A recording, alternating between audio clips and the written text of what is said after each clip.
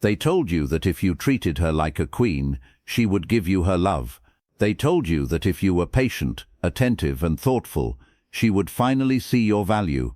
They lied to you, because every time you tried to become that perfect man, you became invisible. The truth is brutal. She only chooses you when she feels vulnerable before you, not from physical fear, but from psychological admiration. She only becomes obsessed with the one she cannot control. And this is where your awakening begins. When you become her comfort zone, you die in her desire. Because feminine desire is never born from security. It's born from imbalance, from that invisible tension that keeps her wondering if she truly has you. Her emotional addiction is built on microdoses of uncertainty, not on an excess of validation. And I'm going to prove it to you. She doesn't fall in love when you protect her from everything. She falls in love when she feels that her emotional power doesn't break you. What makes her fall in love is not that you put her first, but that you always put yourself first, even above her. That's not selfishness, it's the language of value, because the man who chooses himself will always be more desirable than the one who chooses her over his own dignity. Does it sound harsh? I'm not selling you a fairy tale. I'm offering you the antidote to romantic self-destruction. Every time you said yes to avoid an argument, every time you ignored her disrespect, every time you gave in out of fear of losing her, you dug your own emotional grave. She won't do it consciously, but if she feels she can break you, she will test it. And if she realizes there's no resistance, she gets bored, because what she really seeks, though she'll never admit it, is emotional structure. A wall she can push against, and it doesn't fall. But here's the mistake that 90% of men make. They believe attraction is earned by pleasing her. Fatal mistake. Attraction is maintained when you represent an emotional challenge, when your validation isn't free, when your attention is a reward, not a subsidy. Sexual polarity needs friction. If you are all softness, she cannot find the contrast she needs to desire you. And that contrast isn't about shouting or dominating. It's about firmness, about knowing exactly when to say no. It's about holding your boundaries even when she cries. About not selling your self-respect in exchange for her kisses. Do you know when she finally starts to see you as a real man? When her drama no longer moves you. When she can cry, scream, throw tantrums, and you still don't shift your stance. Not because you're heartless, but because you have principles. Because you never negotiate your emotional value. And do you know what happens then? She begins to see you differently. She desires you more. She respects you more, because deep inside she realizes you cannot be manipulated. She senses that her games don't work on you, that you're not a man who can be tamed, and that very thought turns her on. No matter how much she's physically drawn to you, if she doesn't feel she could lose you, she will never invest emotionally. It's that simple. And you all this time have been giving your soul to someone who never truly bet on you. That ends today because in the next few minutes, you're going to learn the art of making yourself desired. But before that, you must deprogram yourself. Everything they told you about how to treat a woman, we're going to rewrite it. Because it's not about mistreating her, it's about ending the mistreatment of yourself. The lie that told you being good is enough. It's not. True attraction begins the moment you stop fearing rejection. When you no longer crave her approval just to feel worthy. When you can look into her eyes and say, "This is who I am. You can take it or leave it, but I will not betray myself to keep you." And it's in that moment of total detachment that everything changes. She begins to see you differently, because now she doesn't just like you, she respects you. And respect, my friend, is the only foundation that makes desire last. We're going to rebuild you from within, because if she's going to love you, let it be for who you are, not for who you pretend to be. And that man begins to be born today. There's something self-help books never told you, something no influencer dares to say out loud, for fear of being cancelled. The female brain is not designed to respect a man who's afraid to make her uncomfortable. That's why when you act with excessive care hoping to be the good guy, the only thing you trigger is her defense system, not her desire. This isn't machismo, it's biology, raw and ancient. For thousands of years, women depended on their instinct to choose the strongest man, not the most submissive one. The man who showed authority, stability, emotional control, because only that kind of man could protect, lead, and ensure survival. And even though we no longer live in caves, the emotional software hasn't evolved much. Her subconscious still searches for the same thing. Power. Not violent power, not control, but emotional power. Unshakable self-confidence. The ability to set boundaries without fear. To walk your path without asking for permission. To be the kind of man who respects himself so deeply that both the world and she have no choice but to respect you too. When you avoid conflict out of fear of losing her, she doesn't see it as kindness. She sees it as weakness. Your very DNA is signaling to her, I'm not fit to protect. I'm only fit to obey. And the moment she senses that, her desire begins to die. Maybe not instantly. Maybe she'll still stay for a while. But something inside her disconnects, and you won't even notice it happening.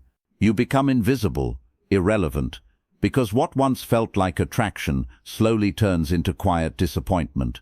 Now listen carefully. Most of her tests aren't conscious. She doesn't sit there thinking, let me test if he's a leader or a follower. They're automatic instinctive behavioral triggers, arriving late on purpose, ignoring your messages, contradicting you for no reason, questioning your confidence just to see if you hesitate. All of these are tests, tests of respect, and without realizing it, you fail them because you think love is earned by pleasing. You never learn that respect is earned by challenging. Every time you give in without resistance, she doesn't feel grateful. She feels let down because her instinct recognizes it instantly. You're not the kind of man who can lead, and if she can't trust you to lead, she can't admire you. And if she can't admire you, she can never truly desire you. This is where Machiavelli comes in. He understood something most men never grasp, that the perception of power is often more important than power itself. It doesn't matter if you know your worth. If you fail to project it through decisive action, the world won't recognize it, and neither will she. That's why every time you give in just to avoid conflict, you're showing her that your emotions are negotiable. And when your emotions can be negotiated, so can your value. There's a brutal truth you must tattoo in your mind. Every time you justify your position, you lose a piece of your power. Because a king doesn't explain his decisions, a leader doesn't ask for permission to lead. You are not here to be approved. You are here to set direction. And that truth is reflected in everything. In the way you speak, in the way you walk, in how you respond to her sarcasm, and how you handle her silence. You don't react, you decide. That is the line separating an emotional leader from an emotional follower. And do you know what happens when for the first time in her life, she meets a man who doesn't tremble in front of her emotions? She gets confused. She feels unsteady. She feels something she doesn't understand. Deep magnetic attraction, because you just shattered her pattern. She's used to men who bend to sad looks, to complaints, to emotional blackmail. But you don't. You stay calm. You stay firm. And that forces her to see you differently. To wonder who you truly are. To respect you, even if she never admits it aloud. Here's the darkest secret. No one ever tells you. Respect always comes before love. Always. Never the other way around. When she respects you first, love can bloom. But if she loves you without respecting you, that love will die the moment the first test appears. Because without respect, there is no real emotional investment. So your mission isn't to make her like you more. It's to make her respect you more. How? Through consistency. Through firmness. Through strategic detachment. Through refusing to reward bad behavior with good attitude. Through not explaining your boundaries, but living them. And listen carefully. This isn't about being cold or cruel. It's about showing that you are a man with a center, a man with vision, a man with inner power, because that kind of man is rare, and when he appears he cannot be ignored. So every time you feel the urge to give in out of fear of losing her, stop, breathe and remember this. If you surrender your power for love, you'll lose both. But if you hold your power, even if she walks away, you can only win, because lost respect can never be regained with flowers. It's only rebuilt through transformation, and that transformation begins today. In the next section, I'm going to show you how to apply this in real life. How to go from the nice guy who allows everything to the unshakable man she would never dare to test. There's an invisible line between the pain that destroys a woman and the pain that makes her addicted to you. A line so thin that most men cross it without even realizing it and lose. Today you're going to learn how to walk that line with mastery. Because if you don't know how to manage pain, you'll either break yourself or break her. And in both cases you lose. Let's make one thing clear from the start. This is not a call to be cruel. It's not about manipulating, hurting, or humiliating. It's about understanding that pain in a relationship is not just inevitable. It's necessary. The problem isn't pain itself. The problem is that you've never learned how to use it. And if you don't know how to use it, she won't know how to respect you either. There are two kinds of pain. Destructive pain is born from fear, bitterness, and resentment. It's the kind insecure men create, the one that punishes with silence, shouting, or emotional indifference. That kind of pain doesn't build anything, it only destroys. But then there's constructive pain, the kind that appears when you stand firm in your boundaries, when you refuse to be manipulated, when she tries to pull you into her drama, and you simply don't play the game. That's the pain that transforms her. Because in that moment, you're teaching her that the old rules don't work with you, that you don't react like everyone else, that you're not afraid to lose her if keeping her means betraying yourself. And even if she doesn't understand it logically, a part of her starts to admire you because for the first time, she's met a real man. Let me give you a brutal example. She's upset because you didn't reply to her message within 5 minutes. She texts you, "Are you ignoring me?" The average man rushes to justify himself. "Sorry, I was busy. I didn't want you to think I was ignoring you." And so on. He thinks his explanation will calm her, but it does the opposite. Because what it really shows her is that his attention is completely controlled by his fear of disapproval. Now imagine another scenario. She sends the same message and you simply reply, "No." No drama, no explanations, just silence. What happens next? Pain, but not just any kind. It's the type of pain that forces her to question her power over you, to rethink her position, to respect you more. This kind of pain isn't accidental, it's surgical, it's emotional precision, and this is exactly where most men fail. They think that to lead, they must be cold, harsh, or distant. You just have to be firm, unshakable, consistent. Your power doesn't come from how loud you shout. It comes from how still you remain when everything in her tries to shake your foundation. Constructive pain appears when you say no and never explain it. When you cancel a date because she disrespected your time. When you ignore her tantrum instead of rewarding it. When you don't change your stance just because she cries. That kind of pain doesn't push her away. It teaches her. It repositions her emotionally.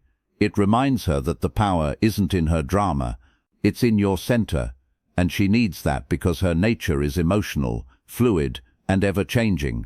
You are not there to follow her chaos, you are there to provide structure, emotional structure, boundaries, coherence.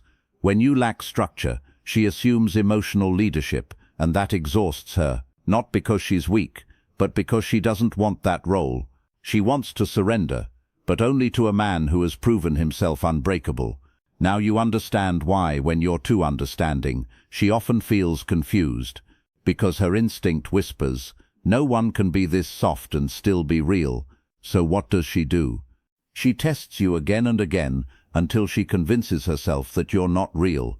And when she does, she doesn't end it with words, she ends it with distance. Machiavelli said, "He who does not punish an error makes it his own."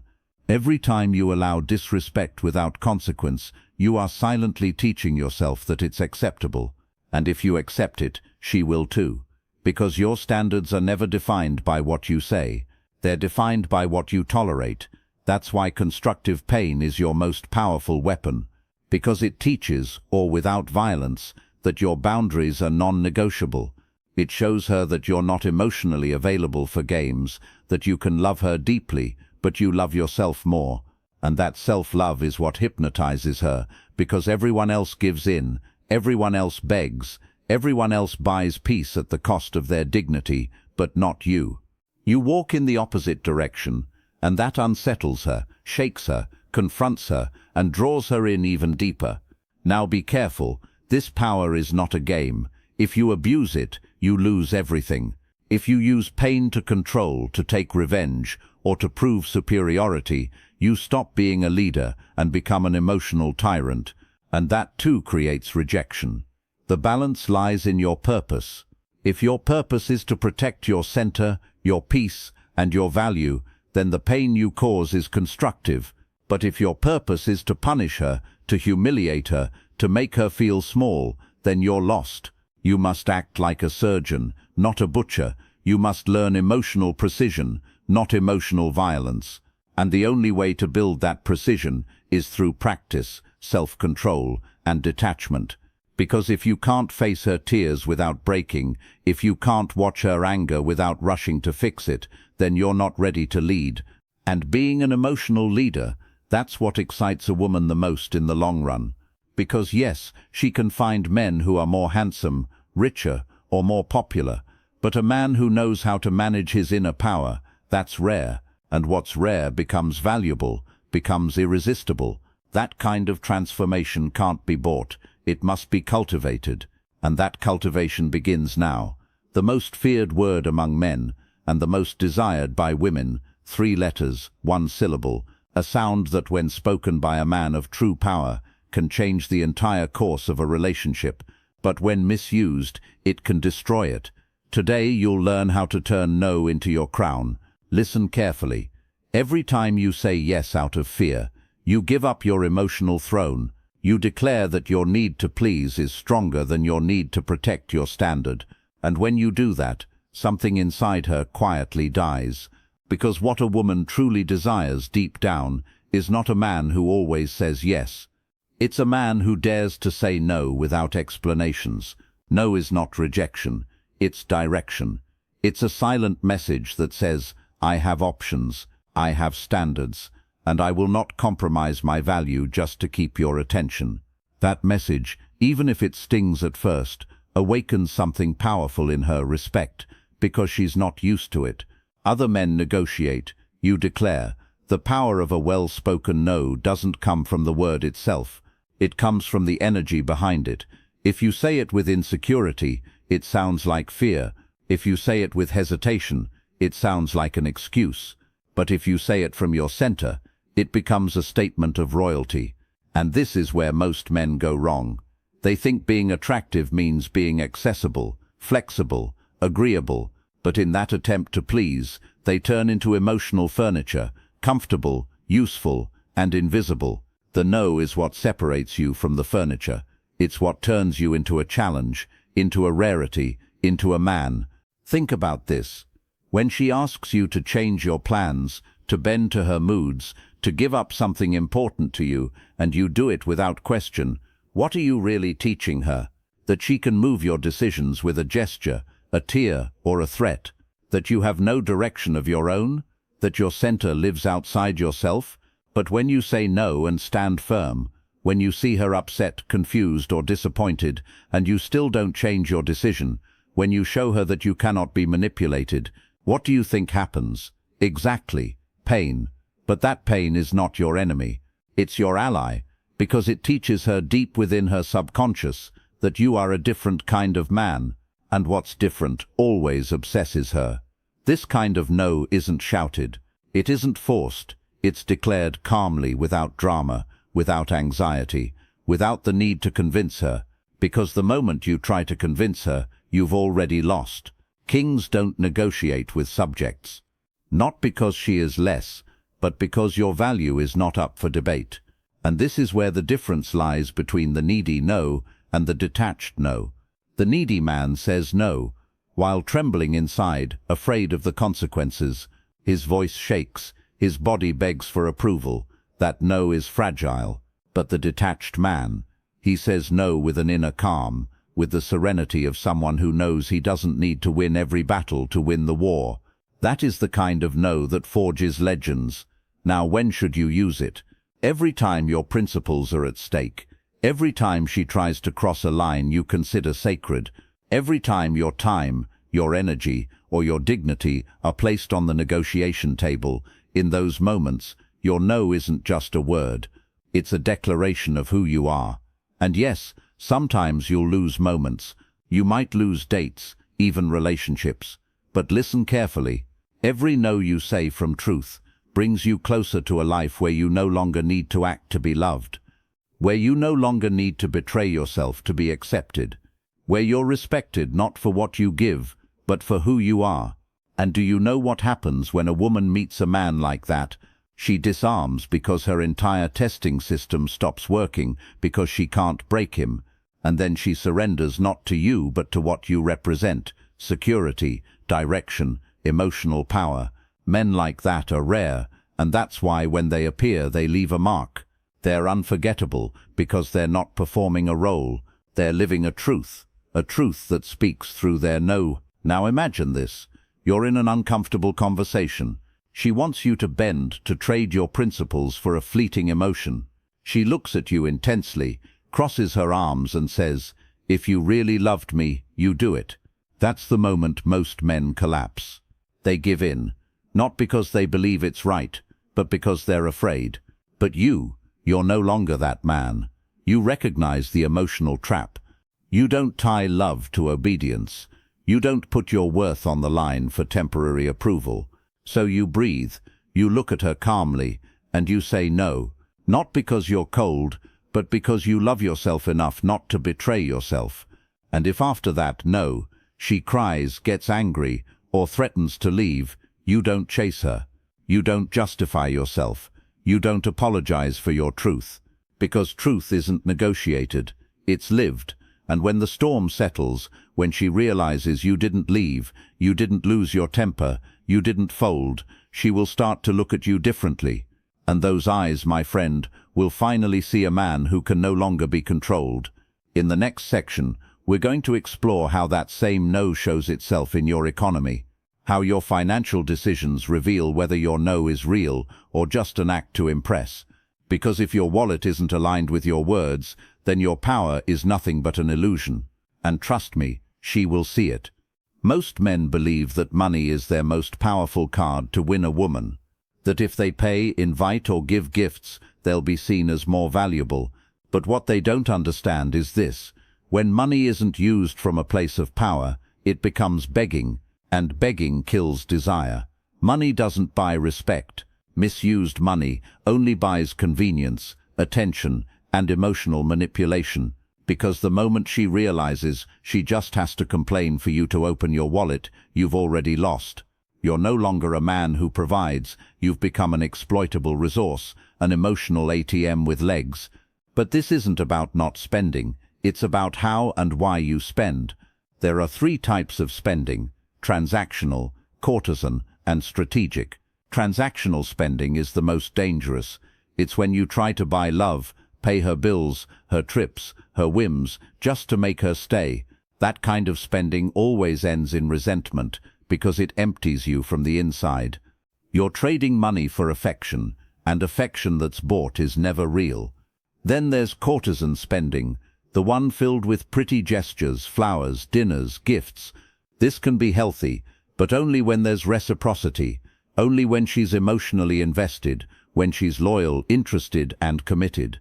In that case, it's not buying affection, it's nurturing connection. But if you give without that foundation, you're not being generous, you're bribing for attention. And finally, there's strategic spending, the kind that comes from your center. It expects nothing in return. It simply says, I do this because I want to, because I have abundance, because I deserve it. This kind of spending doesn't need recognition. It's quiet, grounded, and powerful. And that's the kind that earns respect. Machiavelli understood this centuries ago.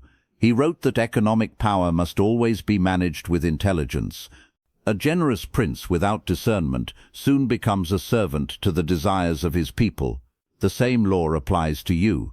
If your generosity isn't guided by standards, it turns into weakness, and she will notice it, not in what you buy, but in how you react when you don't get what you expected. If you get upset because you invested and weren't reciprocated, it's because you never gave from power.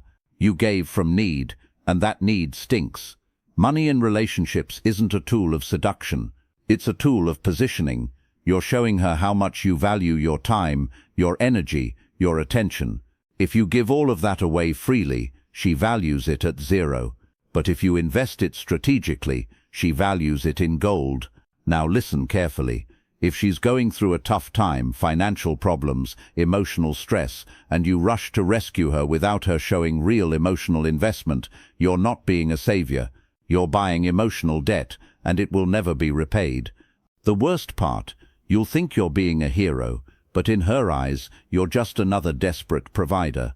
Respect doesn't come from how much you give.